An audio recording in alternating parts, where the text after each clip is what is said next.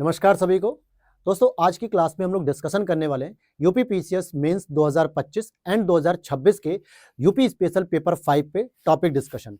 पिछले 5-6 क्लासेस में हम लोगों ने यूपी का हिस्ट्री लगभग कंप्लीट कर दिया, जिसमें ancient history, medieval history and modern history के टॉपिक भी लगभग कंप्लीट हो चुके हैं। आज 1 से 2 टॉपिक और बचने वाले हैं, उसके बाद हम लोग नेक्स्ट यूनिट पर आ जाएंगे, यूनिट नंबर 2। रेगुलर क्लासेस रहती हैं, बस बीच बीच में कुछ काम आ जाता है इसलिए नहीं हो पाती हैं। बाकी अगर आप लोगों ने 2026 के लिए अभी से प्रिपरेशन कर रहे हो तो आप ये हमारे जो हैंड रिटन नोट्स है जो आप देख रहे हो पेपर 5 की आज हम क्लास ले रहे हैं, इससे पहले की वीडियो अगर देखी होंगी तो जरूर आपको समझ में आ गया होगा कि ये नोट्स कितने यूजफुल है। और अगर नहीं देखी है तो प्लीज यूट्यूब पर जाइए, प्लेलिस्ट में पेपर 5 और 6 की एक अलग प्लेलिस्ट मैंने बना रखी है, वहां पर आप इनकी क्लासेस को देख सकते हैं।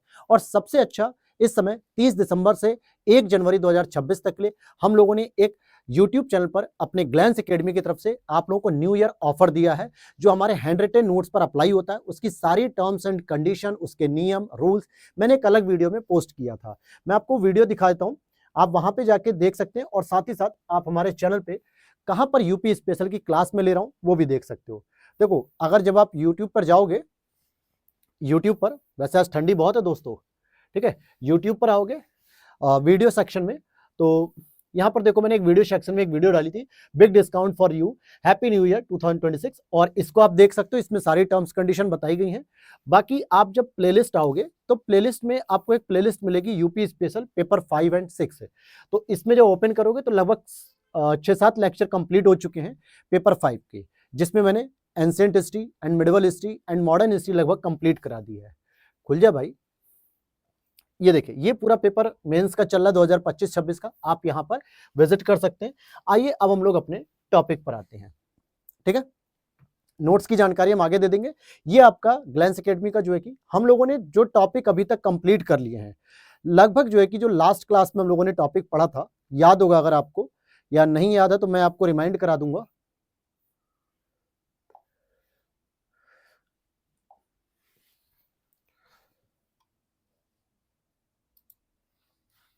उसमें हम लोगों ने यूपी के जो क्रांतिकारी व्यक्तित्व हैं, जो पर्सनैलिटी हैं, जिन्होंने भारत के राष्ट्रीय आंदोलन में उत्तर प्रदेश से क्रांतिकारी भूमिका निभाई थी, उनमें हम लोगों ने जैसे मौलवी लियाकत अली, बेगम हजरत महल हो गई, या फिर बख्त खां, रानी लक्ष्मीबाई, मंगल पांडे, इन सभी के बारे में पढ़ा था। क्योंकि हमारी एक यूनिटी थी स्वतंत्रता सेनानियों के बारे में। स्वतंत्रता सेनानी को हम लोगों ने 2 पार्ट में डिवाइड किया था कि एक स्वतंत्रता सेनानी जो 1857 से पहले के हैं, और दूसरे जो 1857 के बाद 1947 तक रहते हैं। क्योंकि उत्तर प्रदेश में जब ये टॉपिक लिखा हुआ है स्वतंत्रता सेनानी, तो स्वतंत्रता सेनानी में हर उस पर्सनालिटी को हमें इंक्लूड करके चलना है जिसने राष्ट्रीय आंदोलन में, 1857 की क्रांति में, या जितने भी किसान आंदोलन उनमें अपना योगदान दिया है। डिपेंड करता है कि वो आपसे डायरेक्टली अगर किसी पर्सनैलिटी के बारे में पूछेगा तो आपको उसके बारे में जानकारी रहनी चाहिए। अदरवाइज अगर डायरेक्ट प्रश्न बनाता है कि भाई उत्तर प्रदेश के क्रांतिकारियों की या उत्तर प्रदेश के जो है कि स्वतंत्रता सेनानियों की एक चर्चा करिए संक्षिप्त, तो आपको कुछ महत्वपूर्ण नाम पता होने चाहिए और पिन पॉइंट के रूप में आपको पता रहे। अब जैसे एक प्रश्न ये बन सकता है जिस पे मैं आज चर्चा करने वाला हूं। प्रश्न क्या हो सकता है? अगर मैं कहूं, प्रश्न की बात करें कि प्रश्न क्या है आपका, ये देख लो जरा, कि उत्तर प्रदेश की राइटिंग पे मत जाना, ठीक है, क्योंकि बहुत सारे यूट्यूब पे मैंने देखा है हमारे बड़े गुरुजी लोग हैं, बहुत सजा सजा के लिखते हैं और मेरे से हो नहीं पाता उतना, ठीक है। मेन है कि आपको मुद्दा समझ में आना चाहिए। स्वतंत्रता सेनानी की भूमिका, ठीक है, मतलब इस तरीके का प्रश्न। जो कोर वर्ड क्या है? कोर वर्ड ये है कि भैया उत्तर प्रदेश की महिला स्वतंत्रता सेनानियों के बारे में आपको पता होना चाहिए। अब स्वतंत्रता कोई एक दिन का तो खेल था नहीं, महीनों सालों का खेल था ये, ठीक है, जिसमें जो है कि दशक भी लगे। तो कहने का मतलब हो गया कि हम ऐसे स्वतंत्रता सेनानी महिलाओं की इंडिकेट करेंगे, चर्चा करेंगे जो उत्तर प्रदेश से संबंधित भी हैं और जिन्होंने आजादी में अपना जो है कि सर्वस्व न्यौछावर कर दिया, सर्वस्व न्यौछावर कर दिया। फिर चाहे वो 1857 की बेगम हजरत महल हो, रानी लक्ष्मीबाई हो, या उनकी सहायिका झलकारी बाई हो, या फिर आगे बढ़ते बढ़ते हम और भी लोगों की चर्चा करेंगे। तो सीधा सा बात है कि अगर आपसे कुछ इस तरीके का प्रश्न आ जाए तो आप क्या लिखोगे?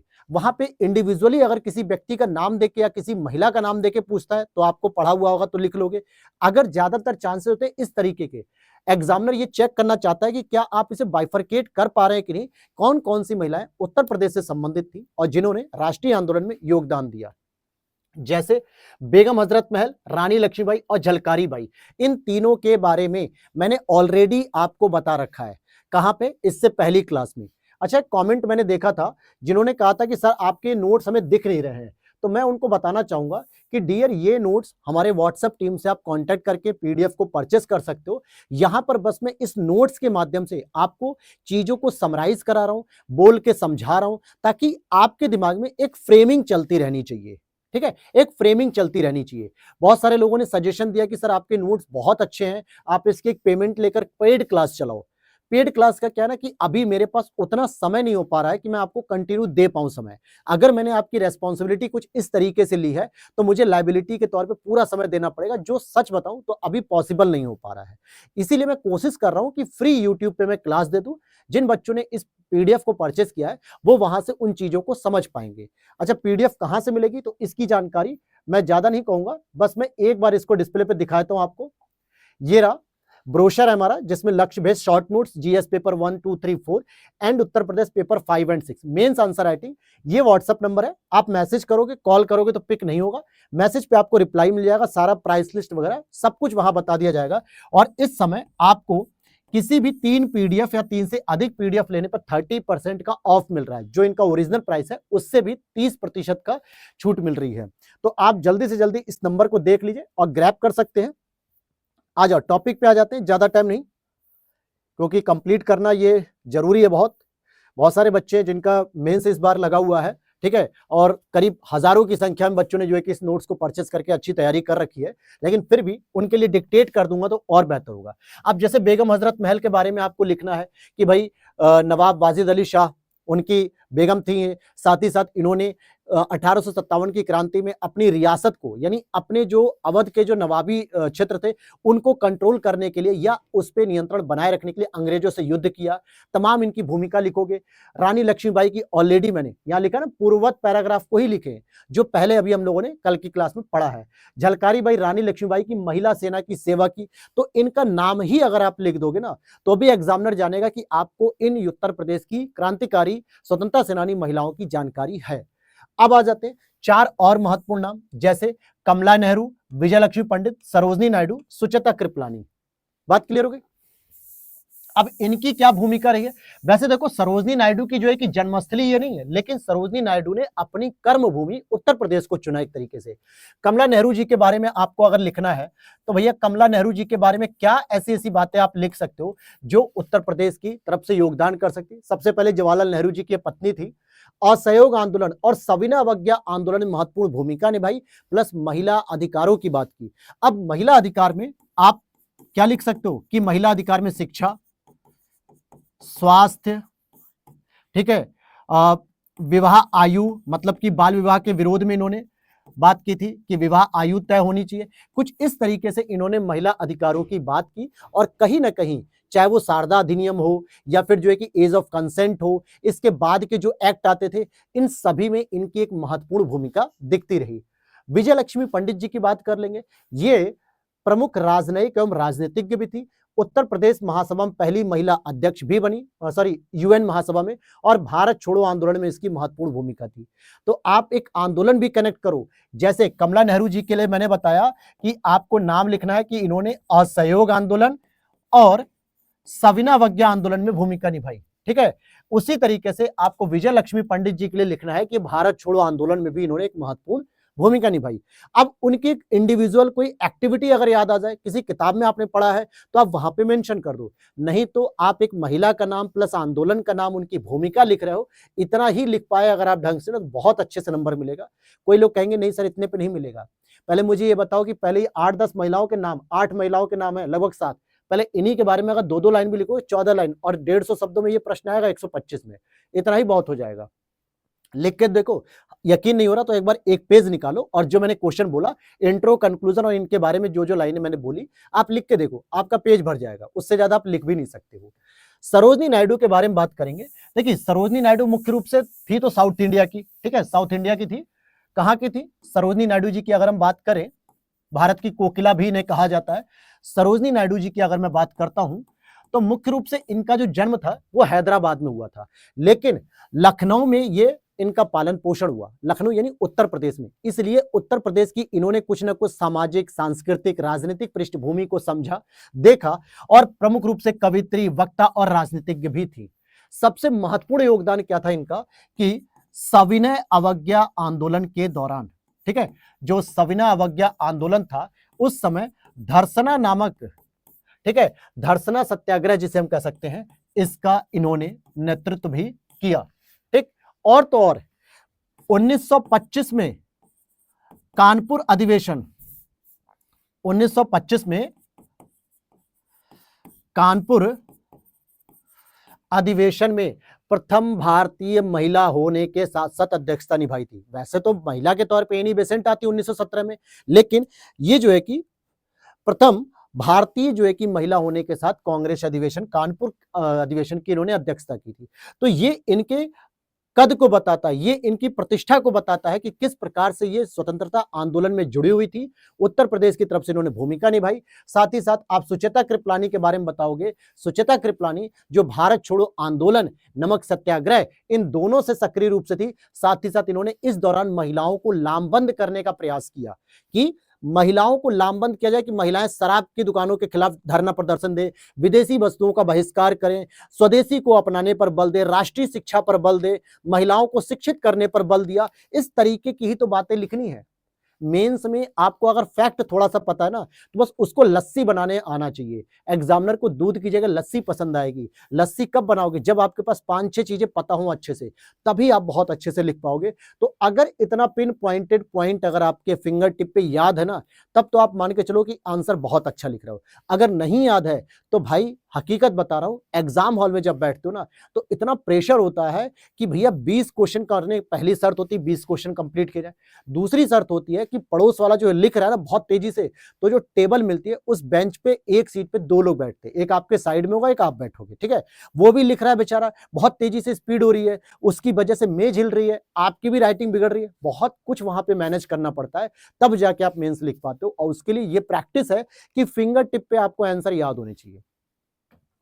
अब देखो एक और चीज, ये तो हमने पढ़ लिया महिलाओं के बारे में।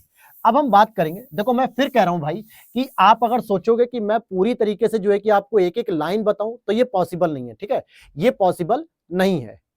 ये केवल बस इसलिए है कि आपको इन नोट्स की उपयोगिता समझ में आए, इन नोट्स के माध्यम से आप अपने मेंस की प्रैक्टिस को और बेहतर कर पाओ। और एक खास बात है, ऑफिशियली जो यूपीपीसीएस ने जो सिलेबस दिया है, उसी सिलेबस पर बेस्ड जो है कि सारी चीजें हम लोगों ने डिस्कस की है, बिल्कुल एकदम डिट्टो जो है कि सारे टॉपिक। अब एक और पॉइंट आता है, 1857 के बाद स्वतंत्रता सेनानी और व्यक्तित्व। इससे पहले हमने 1857 के पढ़े और अब 1857 के बाद पढ़ेंगे। जैसे सबसे पहले मैंने एक नाम लिखा यहां पर, राम प्रसाद बिस्मिल।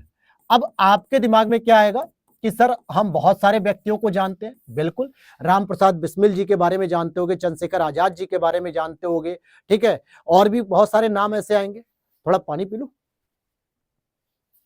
आज थोड़ी ठंडी ज्यादा थी यार दोस्तों, इसलिए टोपी ओपी लगा के एकदम बढ़िया।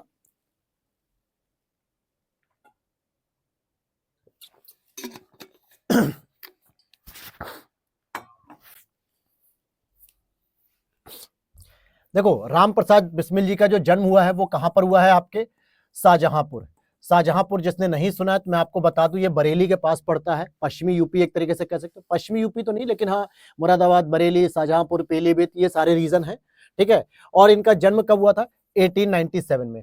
हालांकि इसको लिखने की उतनी उपयोगिता नहीं है, बस इतना जानना है कि भैया उत्तर प्रदेश में कहां पे जन्म हुआ। सबसे इंपॉर्टेंट चीज कि इनका जो योगदान है वो है HRA, हिंदुस्तान रिपब्लिकन एसोसिएशन की बात करें तो इसके तहत इन्होंने काकोरी डकैती को अंजाम दिया। काकोरी डकैती कब हुई थी भैया? ये हुई थी सर 1925 में। 1925 में हुई थी, जिसको इन्होंने स्वदेशी डकैती के नाम से बोला। और ये डकैती इतनी फेमस थी कि अंग्रेज घबरा गए यार कि क्रांतिकारी संगठन इतना मजबूत है कि इन्होंने उत्तर प्रदेश में ही लखनऊ के पास एक काकोरी नाम का रेलवे स्टेशन आता है। हरदोई से जब लखनऊ की ओर बढ़ोगे या लखनऊ से हरदोई की ओर जाओगे तो वहां पर काकोरी नाम का एक रेलवे स्टेशन आता है और वहीं पर इन्होंने एक जो भारतीय रेल जा रही थी, इन्होंने कहा कि ये तो स्वदेशी डकैती है ना, हम अंग्रेजों का पैसा थोड़े चुरा रहे हैं, हम तो अपने ही देश के खजाने को चुरा रहे हैं, तो हमें अपने पैसे चुराने में क्या बुराई है। तो उस पर डकैती की थी और ये ऐसी घटना रही कि अंग्रेजों को, ब्रिटिश सरकार को इन 4 प्रमुख क्रांतिकारियों को फांसी तक देनी पड़ गई। चाहे राजेंद्र लाहिड़ी थे, राम प्रसाद बिस्मिल थे, अशफाकुल्ला खां थे, ये सभी 3-4 लोग जो प्रमुख लोग थे, इनको फांसी तक देनी पड़ गई। अदरवाइज तो बहुत सारे क्रांतिकारी हुए ना, लेकिन अंग्रेज जिससे ज्यादा प्रभावित थे, जैसे भगत सिंह, सुखदेव, ठीक है, राजगुरु, ये लोग युवाओं के लिए एक प्रेरणा स्रोत बन रहे थे। अंग्रेजों को लगा क्यों नहीं हम इसी प्रेरणा को कुचल देते हैं फांसी देके, तो ये प्रेरणा स्रोत नहीं रहेंगे। तो समझ लो जिन लोगों को उन्होंने फांसी पे चढ़ाया उनसे अंग्रेज सीधे थरथराते थे, कांपते थे कि भैया ये लोग अगर उठ के खड़े हो गए ना, नेतृत्व करने लगे, तो आंदोलन जो 10 साल और खींचना ना 2 साल के अंदर ही समाप्त हो जाएगा और 2 साल में आजादी मिल जाएगी। तो ये इनकी भूमिका रही है। भगत सिंह, चंद्रशेखर आजाद, राजा महेंद्र प्रताप जैसे क्रांतिकारियों के कार्यों से ये प्रेरित थे। राजा महेंद्र प्रताप याद करो, असहयोग आंदोलन, सविनय आंदोलन के दौरान जो है कि उन्होंने जो समानांतर सरकार बनाई थी। चंद्रशेखर आजाद भगत सिंह से खुद ही प्रेरित थे इतने, और विपुल लेखक एवं कवि भी थे। उनकी एक प्रसिद्ध कविता है, इस कविता को भी आप लिख सकते हो कि सरफरोशी की तमन्ना। एक इन्होंने कविता लिखी थी कि सरफरोशी की तमन्ना, और ये सभी क्रांतिकारियों का एक प्रमुख गीत बन गया। जैसे हम कहते हैं ना कि अगर जब हम राष्ट्रगान कहीं सुन रहे होते हैं या कहीं राष्ट्रगान कर रहे होते हो, आप राष्ट्रवादी रहो मत रहो, देश से प्रेम करो न करो, लेकिन कहीं पे अगर आप राष्ट्रगान सुनते हो, आपका तुरंत बॉडी का इंटरनल सेंसेशन कहता है भैया तुरंत सावधान मुद्रा में खड़े हो जाओ। ठीक है, हमारे नीतीश जी की तरह नहीं कि राष्ट्रगान चल रहा है और अपने सचिव जी को ऐसे इशारा कर रहा है, मर्यादा तक नहीं रख पा रहे, बेचारे सीएम बने हुए हैं। खैर छोड़ो, हमारे देश में यही होता है, राजनीति में अनपढ़ लोग ही जाते हैं और भेजते भी हम ही जैसे आप लोग हैं, कोई और नहीं भेजता है। क्योंकि पढ़े लिखे लोग जब उठते हैं चुनाव में, जैसे प्रशांत किशोर की पार्टी बहुत सारे पढ़े लिखे थे, यूपी के भी कई पार्टी में जो है कि पढ़े लिखे कैंडिडेट हैं, लेकिन नहीं हो पाता है। खैर उसकी बात नहीं करेंगे। तो सरफरोशी की तमन्ना, जब ये गीत कहीं पर चलता था, या इंकलाब जिंदाबाद या वंदे मातरम, तो लोगों के गूज बम, जिसे कहते हैं ना रोए खड़े हो जाना, कि एक फीलिंग होती है यार कि कुछ कर गुजरना है, अपने देश को आजाद करना है। ठीक उसी प्रकार की ये एक सरफरोशी की तमन्ना क्रांतिकारियों के लिए एक ऑक्सीजन का काम करती थी। तो ये भी इनकी एक रोल प्ले कर सकते हो। तो भाई इतने सारे अगर आप फैक्ट लिखते हो तो एग्जामिनर को समझ में आएगा कि आप मल्टीपल तरीके से आप चीजों को जान रहे हो। बाकी इन्हें 19 दिसंबर 1927 को गोरखपुर की जेल में फांसी दे दी गई। और आगे चलते हैं, फिर हम चंद्रशेखर आजाद जी की बात करते हैं। ठीक है, चंद्रशेखर आजाद जी की बात करते हैं। चंद्रशेखर आजाद की अगर हम बात करें, हालांकि इनका जन्म 1906 में हुआ था।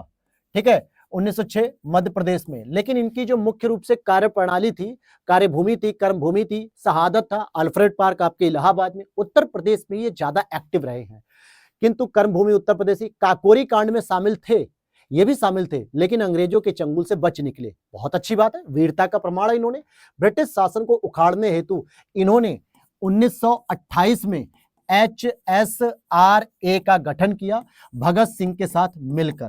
किसके साथ मिलकर? भगत सिंह के साथ मिलकर। और इस HSRA का हेडक्वार्टर एक बनाया गया था आगरा उत्तर प्रदेश में। आगरा उस समय प्रेसिडेंसी हुआ करती थी, ठीक है, तो आगरा प्रेसिडेंसी में बनाया था। HSRA मतलब Hindustan socialist Republican association. Socialist word को HRA में बस इंक्लूड किया गया क्योंकि भगत सिंह स्वयं को नास्तिक तो बताते ही थे, साथ ही साथ वो समाजवादी थे। वो हर उस पूंजीपति, वो हर उस आर्थिक शोषणकर्ता के खिलाफ थे, चाहे वो अंग्रेजों हो, चाहे वो भारतीय शोषणकर्ता हो, जिन्होंने आम जनता को शोषित किया है, उसके खिलाफ थे। तो समाजवादी वैल्यू थी। तो यहां पर जो है कि भगत सिंह के साथ मिलकर इन्होंने इसका गठन किया। ये भी एक क्रांतिकारी रूप ही तैयार कर रहा था। ठीक है, और साथ ही साथ फिर आप लिख सकते हो कि 1931 में अल्फ्रेड पार्क, ठीक है, अल्फ्रेड पार्क में इन्होंने स्वयं को गोली मार ली, अंतिम गोली। डेट भी लिख सकते हैं यहाँ पे 27 फरवरी। ठीक है, अंतिम गोली से जो है कि जब इनके पास बंदूक में गोली नहीं बची थी तो इन्होंने क्या किया कि गोली मार के स्वयं की निधन कर लिया, हत्या कर ली। ठीक है, शहादत प्राप्त कर ली। एक और पर्सनालिटी के बारे में बात करें, आचार्य नरेंद्र देव, आपने सुना होगा। जेपी नारायण के साथ मिलकर जो है कि इन्होंने कांग्रेस सोशलिस्ट पार्टी 1934 में गठित की थी। तो हम AND साहब हम लिख देते हैं इन शॉर्ट। जो लोग BHU से होंगे वो AND को जानते होंगे, बनारस हिंदू यूनिवर्सिटी वाराणसी, जहां से हमने पढ़ा है। आचार्य नरेंद्र देव के नाम पर एक हॉस्टल है ग्रेजुएशन के बच्चों के लिए, स्पेशली BA वाले बच्चों के लिए, तो उनका शॉर्ट नेम है AND, आचार्य नरेंद्र देव। ठीक है, तो मैं AND लिख देता हूं। इनका भी जन्म सीतापुर में हुआ, यानी यूपी की पर्सनैलिटी। साथ ही साथ ये एक वकील भी थे एक तरीके से, जिन्होंने कई बार वकालत भी की थी, और साथ ही साथ वकालत छोड़ के काशी विद्यापीठ में पढ़ाना शुरू किया, जहां पर इन्होंने आचार्य की उपाधि मिली, काशी विद्यापीठ बनारस वाला। ठीक है, वहां पर बीजी तिलक और अरविंद घोष से, ये बीजी तिलक का मतलब बाल गंगाधर तिलक और अरविंद घोष से जो है कि प्रभावित थे। अभी ये वो बिंदु है जो उनके पर्सनल लाइफ के हैं सबसे इंपॉर्टेंट। ठीक है, सबसे इंपॉर्टेंट कि इन्होंने साइमन कमीशन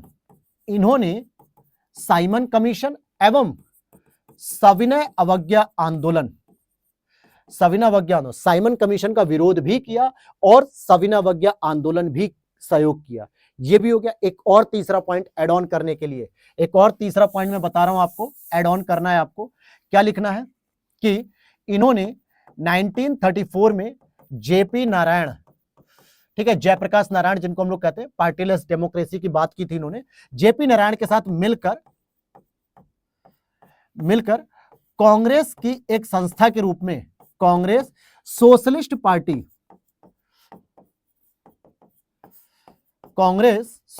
पार्टी का गठन किया। क्या किया?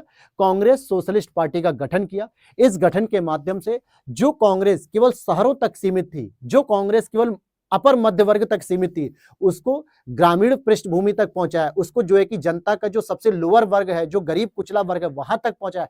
समाजवादी बातें की ताकि समाजवाद के प्रभाव से जो है कि जनता को जोड़ा जा सके। ये सारा इन्होंने जो है कि इसमें रोल प्ले किया और सह संस्थापक थे 1934 में। इसी तरीके से आप और लोगों के नाम बता सकते हो, जैसे चित्तू पांडे, शेरे बलिया, यानी बलिया का बाघ कहा जाता था इसे। ठीक है, बलिया का शेर, समानांतर सरकार की स्थापना की थी भारत छोड़ो आंदोलन 1942 के दौरान, याद आया? तो ये भी तो इन्होंने एक तरीके से रोल प्ले किया। गोविंद वल्लभ पंत जी की बात करेंगे, इनका जन्म अल्मोड़ा में हुआ। अल्मोड़ा जो उत्तराखंड में वर्तमान में, उस समय तो संयुक्त यूपी में था, संयुक्त प्रांत में था। आगरा एवं 1921 में आगरा एवं संयुक्त प्रांत की विधानसभा के लिए चुने गए थे गोविंद वल्लभ पंत। याद होगा गोविंद वल्लभ पंत के बारे में। ठीक है,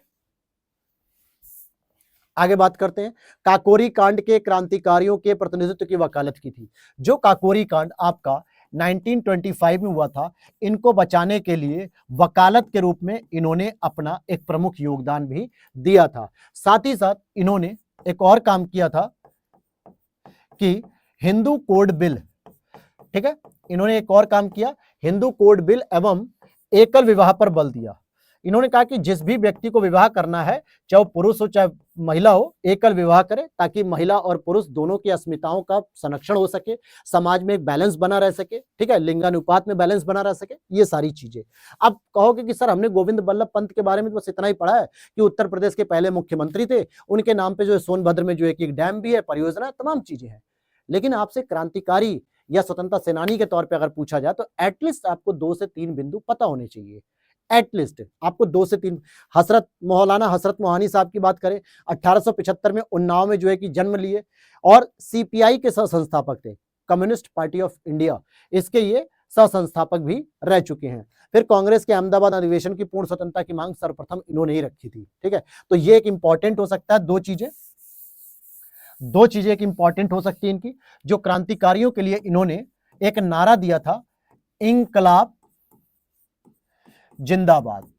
क्या नारा दिया था? इंकलाब जिंदाबाद, जो कि एक सबसे इंपॉर्टेंट था। साथ ही साथ इन्होंने 1921 में इंकलाब जिंदाबाद का नारा दिया था। उसके बाद आप देखोगे इन्होंने 1921 में ही जो अहमदाबाद अधिवेशन हुआ था, अहमदाबाद अधिवेशन, वहां पर इन्होंने पूर्ण स्वतंत्रता की सबसे पहले मांग रखी, पूर्ण स्वतंत्रता की सर्वप्रथम मांग रखी। ठीक है, सर्वप्रथम मांग रखी। ठीक, समझ में आ गया। तो इतनी बातें आपसे मैंने बताई कि स्वतंत्रता सेनानी एक बड़ा चैप्टर है। अब एग्जामिनर दो तरीके का काम कर सकता है, एक तो पूछ सकता है किसी इंडिविजुअल व्यक्ति के बारे में जो आपने किताबों वगैरह से जहां से पढ़ा हो उसके बारे में लिख सकते हो। हालांकि पीवाईक्यूज देखने पे इतना ज्यादा डायरेक्ट मिला नहीं है, मिलता भी तो राजा राम मोहन राय इन तरीके की चीजों को मिलता है, डायरेक्ट यूपी से नहीं मिला है। हाँ, ये प्रश्न बन सकता है कि उत्तर प्रदेश के प्रमुख क्रांतिकारियों या प्रमुख स्वतंत्रता सेनानियों पर एक संक्षिप्त चर्चा कीजिए, साथ ही साथ उनके जो है कि महत्वपूर्ण योगदान पर भी बात कीजिए, या उत्तर प्रदेश की महिला स्वतंत्रता सेनानियों पर चर्चा कीजिए, यह भी एक प्रश्न बन सकता है। तो इस तरीके के प्रश्न जो है कि आपको देखने को मिल सकते हैं। अब यहां पर अगर आप देखोगे तो ये लगभग हमारा चीज खत्म हो गया है और अब हम आते हैं सेकंड यूनिट पे। लेकिन लेकिन लेकिन उससे पहले एक छोटा सा टॉपिक जो आप मिस कर रहे थे और आप सोच रहे होंगे कि सर आपने पहली यूनिट का प्राचीन नगर नहीं पढ़ाया। 2024 के मेंस में प्रयागराज पे क्वेश्चन भी आया था कि प्रयागराज का सांस्कृतिक महत्व बताओ। यही सेम क्वेश्चन शायद 2019 या 2020 के मेंस में भी रिपीट था। तो बिल्कुल पढ़ाएंगे, बिल्कुल पढ़ाएंगे, जाएंगे नहीं, टॉपिक सब कुछ बताएंगे। अब यहां पर एक प्रश्न आपके दिमाग में आएगा कि सर सांस्कृतिक महत्व को लिखेंगे कैसे। आ जाओ मैं बताता हूं, बैठो मेरे पास, थोड़ा समय तो दो यार, तुम्हें हर एक वो चीज बताने का प्रयास करूंगा मैं जो मैं खुद जानता हूं और चाहता हूं कि आप मुझसे और बेहतर तरीके से जानें, मुझसे भी और बेहतर तरीके से आप जानने का प्रयास करें। ठीक है, चलो देखो, उत्तर प्रदेश के प्राचीन नगर, ये यूनिट है। सिलेबस देखा है कि नहीं देखा आपने? अगर नहीं देखा है तो टेलीग्राम पे जाओ, वहां पे मैंने पिंड कर रखा है। प्रीलिम्स और मेंस दोनों का एक ही साथ सिलेबस है और यूपी पीसीएस मेंस पीवाईक्यूज भी जो है कि अनसॉल्व्ड क्वेश्चन आंसर के मतलब क्वेश्चन के फॉर्म में टेलीग्राम पे पिन कर रखा है, वहां पर आप जाके देख सकते हो। तो पहली यूनिट का एक टॉपिक बच रहा था प्राचीन नगर। हालांकि हमने संस्कृति पढ़ ली, सभ्यता पढ़ लिया, इतिहास पढ़ लिया, एंशिएंट, मिडिवल, मॉडर्न, तीनों कंप्लीट हो गया और एक छोटा सा टॉपिक बचा प्राचीन नगर। अब प्राचीन नगर किसे कहते हैं? प्राचीन नगर सामान्यतः उनको कहा जाता है जो प्राचीन इतिहास में या मध्यकालीन इतिहास में अपनी एक महत्वपूर्ण भूमिका रखते थे और जहां से न केवल सामाजिक और सांस्कृतिक विकास होता था बल्कि वहां से आर्थिक और राजनीतिक विकास भी तय होते थे। अब जैसे अगर मैं कुशीनगर की बात करूं, कुशीनगर के आसपास के क्षेत्र को देखोगे या गोरखपुर के आसपास के क्षेत्र को देखोगे, महाराजगंज, गोरखपुर, मल्ल, कुशीनगर, पावा, यहां पे गणतंत्र की प्रणाली मजबूत थी। अगर मैंने आपको पढ़ा था उत्तर प्रदेश के गणराज्य जिसमें पूरे भारत में 10 थे तो वहां पे 7 यूपी में थे और जिसमें भी गोरखपुर, मल्ल के क्षेत्र में 3-4 मिले थे। तो ये क्या बता रहा है? ये प्राचीन नगर हमें बता रहा है कि किस तरीके से राजनीतिक पद्धति में गणतंत्र पद्धति अच्छी स्थापित रही।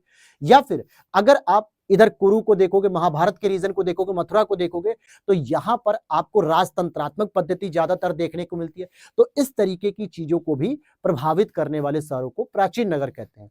देखा जाए तो हमारे उत्तर प्रदेश में जितने भी जिले हैं कहीं ना कहीं वो सब प्राचीनता को स्थापित करते हैं।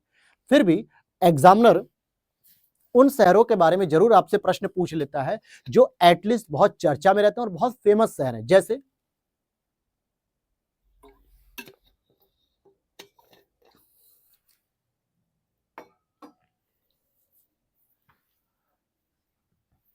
अगर मैं कहूं, पहला शहर ही आपका आ जाएगा वाराणसी, जिसको हम लोग काशी कहते हैं।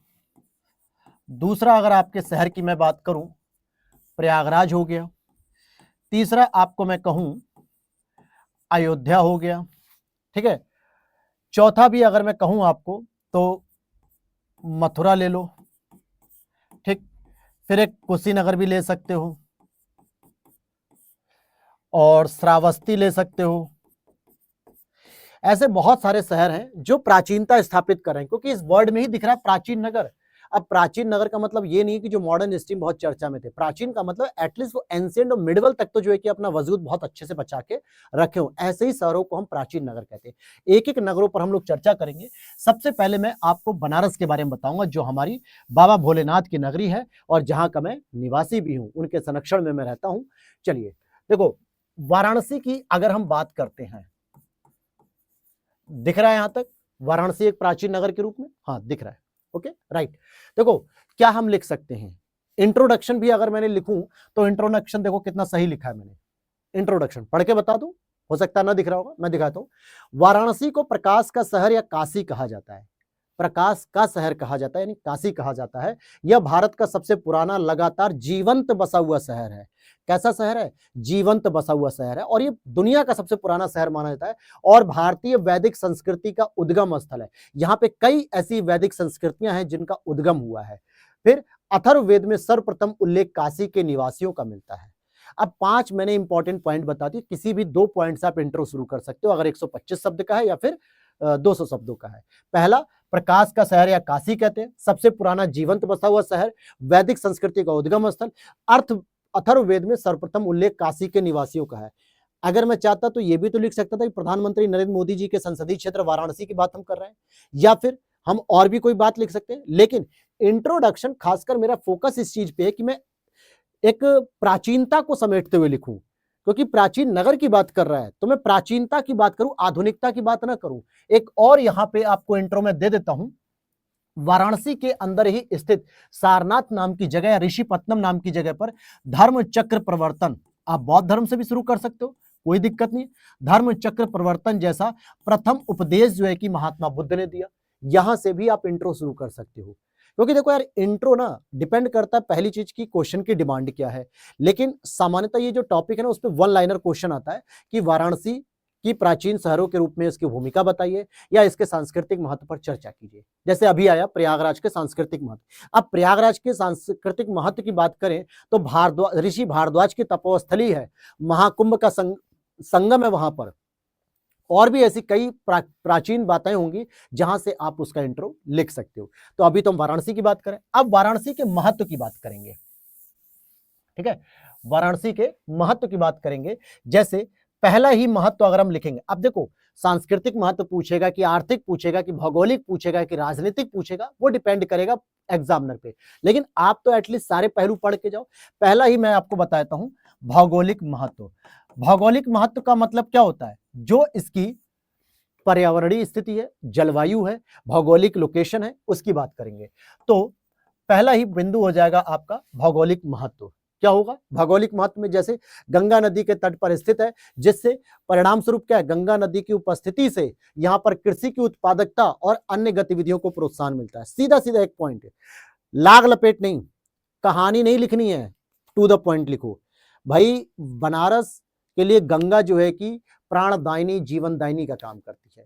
गंगा के किनारे जो गंगा के 84 घाट बसे हुए, उसके किनारे लाखों लोगों की जीवन यापिका चलती है। तो आर्थिक इसकी भूमिका भी है, यानी गंगा जो है कि अगर वाराणसी को जीवित रख रही है, भले वाराणसी का नाम वरुणा और 80 नदी को मिलाकर पड़ा है, जिसपे 80 मोहल्ला आपने मूवी भी देखी होगी सनी देओल की, लेकिन भौगोलिक महत्व के तौर पर गंगा नदी की बहुत महत्ता है। ठीक है, कृषि उत्पादकता प्लस अन्य गतिविधियों को बढ़ावा मिलता है। अगर हम आर्थिक महत्व की बात करें इसके, तो क्या बनारस में आर्थिक महत्व कुछ दिखता है? भाई बनारस आसपास के जिलों के लिए बहुत बड़ा मंडल है, और साथ ही साथ कई सारे छोटे छोटे शहरों का एक प्रमुख केंद्र है। चाहे जौनपुर ले लो, भदोही ले लीजिए, आपके कौशाम्बी भी हो गया, गाजीपुर, चंदौली, मिर्जापुर, सोनभद्र, जौनपुर, आजमगढ़, इन सभी छोटे छोटे शहरों का एक प्रमुख केंद्र है आपका वाराणसी। ठीक है, जैसे लखनऊ, प्रयागराज, पटना जैसे प्रमुख शहरों से निकटता भी है। बनारस से निकलोगे 250 किलोमीटर पे लखनऊ मिल जाएगा, 220 किलोमीटर पे पटना मिल जाएगा, 125 किलोमीटर पे प्रयागराज मिल जाएगा। तो बड़े बड़े जो शहर हैं, उत्तर प्रदेश की राजधानी, बिहार की राजधानी, सांस्कृतिक शहर प्रयागराज, इन सभी से बनारस की कनेक्टिविटी है। और आपको पता है आर्थिक स्थिति उसी शहर की अच्छी होती है जिसकी बड़े बड़े मेट्रो सिटीज से कनेक्टिविटी होती है। क्यों पश्चिमी यूपी ज्यादा डेवलप है? क्योंकि उसकी गाजियाबाद, गुरुग्राम, हरियाणा, दिल्ली ऐसे शहरों से कनेक्टिविटी बहुत अच्छी है, इसीलिए वो ज्यादा डेवलप है। तो एक तो ये हो गया, परिवहन केंद्र और वाणिज्य, व्यापार और पर्यटन का केंद्र बनती है। भाई जब बड़े, अभी जैसे महाकुंभ चल रहा था, आपने न्यूज़पेपर में रोज पढ़ते होंगे कि जितने भी श्रद्धालु महाकुंभ यात्रा करने आए हैं, महाकुंभ में अपनी डुबकी लगाने आए हैं, वो बाबा महादेव का जो है कि दर्शन करने जरूर बनारस आ रहे हैं। क्यों? मात्र 125 किलोमीटर की दूरी है। मैं खुद अपने कॉलेज को लेकर, अपने टीचर को लेकर जो है कि जब मैं जहाँ पोस्टेड था मेरा बागपत में, वहां से जब मैं लेकर आया तो हमने महाकुंभ के दर्शन भी किए, वहां भी नहाए इलाहाबाद में। उसके बाद सोचा कि क्यों ना घर भी चले, यानी बाबा महादेव के भी दर्शन उन लोगों को कराए, क्योंकि ये भी ज्योतिर्लिंग के अंतर्गत आते हैं। जो 12 ज्योतिर्लिंग आपके पूरे भारत में, उसमें जो है कि बनारस के काशी भी हैं, मतलब बनारस के महादेव बाबा भी हैं। तो कहने का मतलब क्या हुआ कि निकटता होने की वजह से ही जो है कि यहाँ पे करोड़ों श्रद्धालु आए, लाखों श्रद्धालु, करोड़ों श्रद्धालु यहाँ पर भी आए। तो अगर मान लो यही दूरी 500-600 किलोमीटर होती तो डेफिनेटली कह सकते हैं 50% जो है कि तीर्थयात्री कहते हैं यार कौन उतनी दूर जाएगा, उतनी दूर में तो हम घर पहुंच जाएंगे नहा के। तो ये एक महत्व पड़ता है आर्थिक रूप से। तो पर्यटन का केंद्र बना, वाणिज्य का केंद्र बना, व्यापार का केंद्र बना। बात समझ में? इसीलिए मैंने ऐसे ही पॉइंट्स को नोट्स में लिखा है जो जरूरी हो। एक और आर्थिक केंद्र की बात कर लेते हैं यहाँ पे कि सर ये बनारसी जो साड़ियां होती हैं, रेशमी साड़ियां जिसे हम लोग कहते हैं, बनारसी रेशमी साड़ियों का उत्पादन केंद्र है। एग्जाम्पल के रूप में पता है क्या लगा दो, बराक ओबामा की पत्नी मिशेल ओबामा को जो है कि यहां से गिफ्ट किया गया था, याद होगा 2015 में मोदी जी ने मिशेल ओबामा को गिफ्ट दिया जिससे वैश्विक पहचान स्थापित हुई। हालांकि बनारस की वैश्विक पहचान तो बहुत पहले से है, लेकिन हमें तो कुछ एग्जाम्पल देना पड़ेगा ना, एक सॉलिड एग्जाम्पल। अब आप ये मत लिख देना कि नीता अंबानी अपने अनंत अंबानी बेटे की पत्नी के लिए जो है कि बनारस आई थी साड़ी लेने, ये बात रियल है। नीता अंबानी ने भी अपनी पुत्र वधू को जो बनारसी साड़ी गिफ्ट की थी, वो बनारस के एक बहुत बड़े व्यापारी हैं, नाम नहीं बताऊंगा मैं, मुझे पता है उनका, वहां से जो है कि साड़ी को ऑर्डर किया, करीब 3-4 करोड़ की एक साड़ी थी, वो ऑर्डर होके गई थी। तो हम बिजनेसमैन का क्यों नाम दें यार, हम ऐसा नाम देंगे जो ग्लोबल लेवल पे बनारस की पहचान बनाएगा आर्थिक स्तर पे। तो हमने दे दिया मिशेल ओबामा, यानी अमेरिका के प्रेसिडेंट की वाइफ, मिसेस प्रेसिडेंट, उनको मोदी जी ने 2015 में गिफ्ट दिया, जिससे पता चला कि बनारस की पहचान स्थापित हो गई वैश्विक स्तर पे। एक ये भी एग्जाम्पल। एग्जामिनर खुश होगा कि नहीं होगा, बताओ, होगा कि नहीं होगा? बिल्कुल होगा। ठीक, हस्तशिल्प का केंद्र है, लकड़ी के खिलौने, पीतल के बर्तन, पत्थर की नक्काशी, ये भी तो आर्थिक केंद्र है। ठीक, आगे देखो, बनारसी पान, लंगड़ा आम, रामनगर का भंटा, भंटा मतलब बैगन आदि को जीआई टैग मिलने से आर्थिक निर्यात में वृद्धि हुई। और राष्ट्रीय सब्जियों का अनुसंधान केंद्र भी आप पढ़ते हो, नेशनल लेवल पे वेजिटेरियन जो रिसर्च सेंटर पढ़ते हो ना, जैसे दलहन का कानपुर में है, ठीक है, गन्ने का लखनऊ में है, ठीक उसी प्रकार से सब्जी का कहां पर है, बनारस में है। तो ये भी हो गया। एक और वैल्यू एडिशन कर सकते हो आप कि अंतरराष्ट्रीय चावल केंद्र जो है, अंतरराष्ट्रीय चावल अनुसंधान केंद्र जो फिलीपींस के मनीला में है, उसका दक्षिण एशियाई केंद्र बनारस में स्थापित हुआ है। तो ये सब क्या है, भारत की आर्थिक पहचान भी दिखा रहा है। तो आर्थिक महत्व ऐसे भी लिख सकते हो। ये मैंने 1 2 3 4 5 6 बिंदु बता दिए, 5 से 6 बिंदु, इतने में आप भर लोगे। ये तो एक कीवर्ड्स दे दिया ना, अब विस्तार करना, स्टेटमेंट बनाना, सेंटेंस लिखना, ये आपकी जिम्मेदारी है, इतना तो आना चाहिए। सांस्कृतिक महत्व पे आ जाते हैं। तो जरा जब वर्ड आपसे पूछा जा रहा है कि सर सांस्कृतिक महत्व की हम बात करें तो क्या क्या लिखोगे, कुछ ऐसी बातें लिखोगे जो संस्कृति के रूप में हो। सबसे पहले चलो मैं इसको यहीं पे लिख देते हैं। सबसे पहले आपको बताना है कि सर हमारे 16 महाजनपद में काशी का उल्लेख है, यानी हमारी प्राचीनता कब से, 6ठी शताब्दी ईसा पूर्व में भी इसके प्रमाण मिले। हालांकि उससे पहले भी है, ऋग्वेद में भी जो है कि अथर्ववेद में भी काशी का जिक्र मिला हुआ है, और भी प्राचीनता है हमारी। सारनाथ, दूसरी सांस्कृतिक महत्व क्या है कि सारनाथ में प्रथम उपदेश किसका, महात्मा बुद्ध का, ठीक है, प्रथम उपदेश दिया है। अब एक चीज और ध्यान रखना, मैं इंट्रोडक्शन चाहता तो महाजनपद से भी यूज कर सकता था। इंट्रोडक्शन में मैं वही वर्ड यूज करूंगा जो मैं यहां पे न लिखूं, ताकि रिपीटेंस नहीं होना चाहिए। एक फैक्ट मैंने यहां दे दिया, अथर्ववेद में सर्वप्रथम जिक्र किया, या फिर मैंने सारनाथ का स्टेटमेंट दिया, कोई भी एक फैक्ट यहां लिख रहे हो इंट्रो में, तो उसे यहां पे नहीं लिखना है, मेन बॉडी में यहां नहीं लिखना मेरे भाई, ठीक है, ये चीज ध्यान रखना। ठीक, और अगर हम बात करें चीनी यात्रियों फाहियान और ह्वेनसांग द्वारा सारनाथ का वर्णन किया गया, यानी वैश्विक पहचान भी सांस्कृतिक रूप से है। चीनी यात्री जो फाहियान और ह्वेनसांग आए हुए थे, उन्होंने भी सारनाथ का वर्णन किया। क्यों? क्योंकि वो महात्मा बुद्ध से संबंधित जो स्तूप वगैरह उनको भी घूमने आए थे, तो यहां पर भी इसका वर्णन। प्लस मौर्य सम्राट अशोक ने चौखंडी स्तूप और सिंह शीर्ष का निर्माण कराया। आज जो हमारा जो लॉयन एम्ब्लेम है वो क्या बना है, राष्ट्रीय प्रतीक बना हुआ है। बनारस की सबसे बड़ी सांस्कृतिक पहचान है, जिसको पूरा देश जो है कि राष्ट्रीय प्रतीक मानता है। अशोक ने बनवाया था बनारस में आके, सारनाथ में उस पत्थर रखे हुए। गुप्त काल में धमेक स्तूप का निर्माण हुआ, तो चौखंडी स्तूप भी है, धमेक स्तूप भी है, ठीक है। तो जिसको जो है कि आप इस तरीके से सांस्कृतिक महत्व के बारे में लिख सकते हैं। और भी बातें मैंने लिखी होंगी, हाँ, एक और सांस्कृतिक के रूप में आप शिक्षा के प्रमुख केंद्र के रूप में भी लिख सकते हो। आप शिक्षा केंद्र को बाद में, पहले कुछ हिस्टोरिकल बताओ, जैसे कि 1916 में ट्रिपल एम मतलब मदन मोहन मालवीय जी, ठीक है, आदरणीय हमारे मालवीय जी हैं, इन्होंने बीएचयू की स्थापना की, और इसी बीएचयू में महात्मा गांधी ने सबसे पहला जन भाषण दिया। ठीक, ये हो गया। दूसरा, असहयोग आंदोलन के दौरान 1921 में काशी विद्यापीठ की स्थापना की गई बनारस में, शिव प्रसाद गुप्त के द्वारा, ठीक है, काशी विद्यापीठ की स्थापना। तीसरा यहां पर संपूर्णानंद संस्कृत विश्वविद्यालय, जो स्पेशली संस्कृत की विद्या पे काम करता है, संस्कृत विश्वविद्यालय है। ठीक है, एक और इंपॉर्टेंट, यहां पर तिब्बती अध्ययन केंद्र विश्वविद्यालय है, तिब्बती अध्ययन केंद्र विश्वविद्यालय है, जो सारनाथ में आता है, जो तिब्बती धर्म से संबंधित होता है, यानी बौद्ध धर्म से संबंधित है विश्वविद्यालय। ये मेरे घर से मुश्किल से 3 किलोमीटर है, मैं अक्सर जा चुका हूं इसमें घूमने। तो शिक्षा के केंद्र में आप लिख सकते हो। 4 महत्वपूर्ण संस्थान बता दिए, और भी संस्थान है, देखते हैं। हाँ, एक और है जो कि आप CHS, जिसको हम लोग इन शॉर्ट कह सकते हैं, सेंट्रल हिंदू स्कूल, इसकी स्थापना किसने की है? एनी बेसेंट महोदय ने की है। ठीक है, प्रीलिम्स में आ चुका है ये प्रश्न, और 1888 में की है क्या? डेट यार याद नहीं आ रही है, डेट छोड़ दो। ठीक है, इसकी डेट नहीं आ रही है। 1898 है शायद, एक बार क्लियर कर देना प्लीज, एक बार क्लियर करना। ठीक है, 1898 मिलेगा ऐसा पॉइंट किसी भी नोट्स में मिलेगा? हकीकत बताना, दिल पे हाथ रख के। इतने सटीक पॉइंट आपको मैंने दिए हैं कि अगर आप लिख दोगे ना तो एग्जामिनर भर भर के नंबर देगा। बस लिखने की कला आप में आनी चाहिए, और लिखने की कला मैं नहीं सिखा रहा हूं, मैं तो पॉइंट बता रहा हूं कि आपको क्या लिखने हैं। लिखने की कला आप खुद सीखोगे मेंस आंसर राइटिंग के बैच को ज्वाइन करके, जो किसी भी कोचिंग की टेस्ट सीरीज आप ज्वाइन कर लो, जो एटलीस्ट यूपीपीसीएस के स्टैंडर्ड को फॉलो करती हो, चाहे दिल्ली में, लखनऊ में, मुखर्जी नगर में, प्रयागराज में, बनारस में, कानपुर में, कहीं पर भी, या फिर ऑनलाइन ही ले लो। बस लिखने की प्रैक्टिस आप करोगे, आंसर राइटिंग लिखना शुरू करोगे, कंटेंट मैं दे रहा हूं, लिखना शुरू करो, बहुत अच्छे नंबर आएंगे आपके, डेफिनेटली कह रहा हूं। 2024 में भी लोगों ने इसको पढ़ के बहुत अच्छे से जो है की तैयारी की है, बहुत अच्छा कंटेंट लिखा है।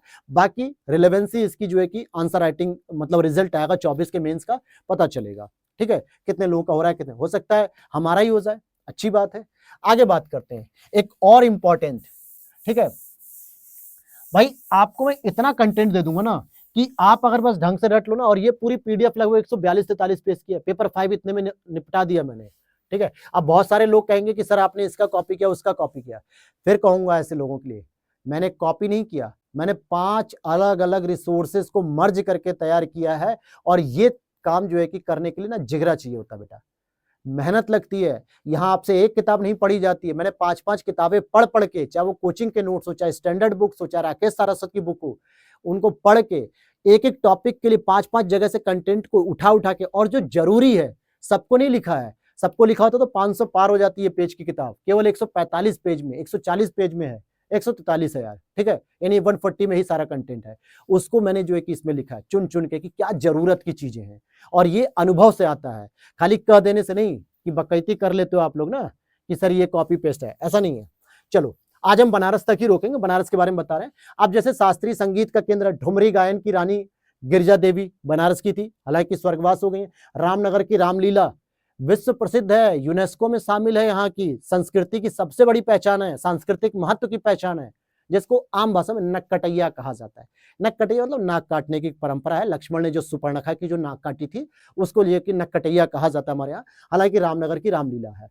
विश्व प्रसिद्ध मंदिरों के केंद्र हैं, 12 ज्योतिर्लिंग में काशी विश्वनाथ मंदिर भी है, भारत माता मंदिर जो गांधी जी के द्वारा उद्घाटित किया गया काशी विद्यापीठ के कॉम्प्लेक्स में साइड में, संकट मोचन हनुमान मंदिर, बनारस के कोतवाल काल भैरव जी को कहा जाता है कि जो बनारस में आता है वो काल भैरव जी के दर्शन जरूर करता है। काशी को मोक्ष नगरी भी कहा जाता है, हालांकि कबीर ने इस चीज को जो है कि कटाक्ष किया कि मैं काशी में पैदा हुआ हूं लेकिन मैं मगहर जाके मरूंगा सिद्धार्थ नगर के पास, मुझे मोक्ष तब भी मिलेगा, क्यों? क्योंकि मेरे कर्म अच्छे होंगे। ये काशी। फिर एससीओ की पहली सांस्कृतिक राजधानी, सबसे अच्छा लेटेस्ट एससीओ क्या है? एससीओ संघाई कॉपरेशन ऑर्गेनाइजेशन है ना, चीन के नेतृत्व में बना हुआ है अंतरराष्ट्रीय स्तर पे, और इन्होंने जो पहली सांस्कृतिक राजधानी चुनी थी वो बनारस को चुनी थी। सांस्कृतिक महत्व, सांस्कृतिक राजधानी लिख दो यार, कितना अच्छा इंटरनेशनल कनेक्शन दे दिया हमने। प्लस हिंदू धर्म, बौद्ध धर्म, जैन धर्म का सांस्कृतिक मिश्रण है। हिंदू धर्म में विश्व प्रसिद्ध मंदिरों के केंद्र है यहाँ पे, बौद्ध धर्म में गौतम बुद्ध के उपदेश है सारनाथ में, जैन धर्म में जैन तीर्थंकर पार्श्वनाथ, श्रेयांसनाथ, चंद्रप्रभा सूरी, इन सबकी जन्मस्थली है। और क्या दोगे? जान तो नहीं लोगे ना इस नोट्स की? इतनी मेहनत करके बनाया है भाई मेरे कि आप लोगों के पास जो नोट्स है ना, सबके फीडबैक मैं कह सकता हूं, मैं दावे से कह सकता हूं, मेरे पास अर्थात मेरी टीम के पास जो व्हाट्सएप मैसेज आते हैं फिर मेरे पास रिप्लाई आते हैं, इतने लोगों के हमें जो फीडबैक मिले हैं ना, फीडबैक, वो ऑलवेज पॉजिटिव रहे हैं, सपोर्टिव रहे हैं, सपोर्टिव रहे हैं। क्यों? क्योंकि वो भी देख रहे हैं कि इतनी मेहनत करके नोट्स तैयार किए गए, कोई कट पेस्ट नहीं है, हाथ से लिखे हुए खुद हमारी नोट्स हैं। मैंने भी तैयार किए, निशु मैम ने तैयार किए, हम लोगों ने मिलके। हाँ, 1% लोग होते हैं जो, जरूरत भी है यार, निगेटिव कमेंट नहीं मिलेगा हमें, फीडबैक निगेटिव नहीं आएगा तो हम अपडेट कैसे करेंगे अपने आप को? ये भी जरूरी है हमारे लिए, हम जानते हैं इसको, क्योंकि हमें जरूरत है इसकी। जब तक ये नहीं मिलेगा, हमारी गलतियां कोई बताने वाला नहीं होगा, तो हम उसमें सुधार नहीं करेंगे। जैसे आप एक एस्पिरेंट के तौर पे हमें फॉलो कर रहे हैं, तो आप ये उम्मीद करते हैं कि सर हमारी जो कमियां हैं उसको कैसे दूर करें। तो मैं आपकी कमियों को दूर करने के लिए, वैसे ही लोग मुझे भी जब निगेटिव कमेंट देते हैं तो मुझे खुशी होती है, ताकि मैं और सुधार कर सकूं। वो कहते हैं ना, जब से आपकी आलोचना होनी शुरू हो गई, आप समझ लो प्रगति के मार्ग पे चल चुके हो। जब हमने यूट्यूब चैनल शुरू किया था, 1000-2000 सब्सक्राइबर थे, लोगों ने कोई हमें रिकॉग्नाइज नहीं किया, लेकिन आज जब हम 70,000 से अधिक की फैमिली बन चुके हैं, तो कई ऐसे बड़े बड़े यूट्यूबर्स हैं, मैं नाम नहीं लूंगा क्योंकि ये कॉपीराइट उल्लंघन माना जाएगा यूट्यूब की पॉलिसी के अकॉर्डिंग। कई ऐसे बड़े बड़े यूट्यूबर्स हैं जो 1-1 लाख से अधिक सब्सक्राइबर हैं। उनके जो है कि डायरेक्ट हमारे पास मैसेज आए कि सर ये इस तरीके की चीजें आप बना रहे हैं, इस तरीके का सीधे अटेंशन सीकर आप नोट्स बना रहे हैं, तो ऐसे तो जो है कि कंपटीशन मार्केट में बढ़ रहा है ना, बहुत सारी चीजें, नो डाउट। तो वो अपनी तारीफ नहीं करते, लेकिन हमें पता है ये सब चीजें, ठीक। बाकी आगे की क्लास बाद में, बहुत ज्यादा चीजें नहीं बतानी है। जब कभी चाय पर चर्चा होगी आपसे मिलकर व्यक्तिगत रूप से किसी भी जगह, चाहे दिल्ली, इलाहाबाद, लखनऊ, बनारस, तो चर्चा कर ली जाएगी। सेकंड हम पढ़ेंगे अयोध्या को, जो हम लोग कल पढ़ेंगे।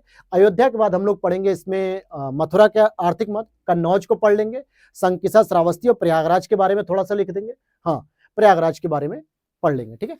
तो ये हो गई आज आपकी क्लास कंप्लीट। कल हम लोग मिलेंगे फिर नेक्स्ट क्लास में। कल के क्लास में टॉपिक कंप्लीट हो जाएगा, फिर परसों से हमारा नेक्स्ट यूनिट शुरू हो जाएगा, ठीक है।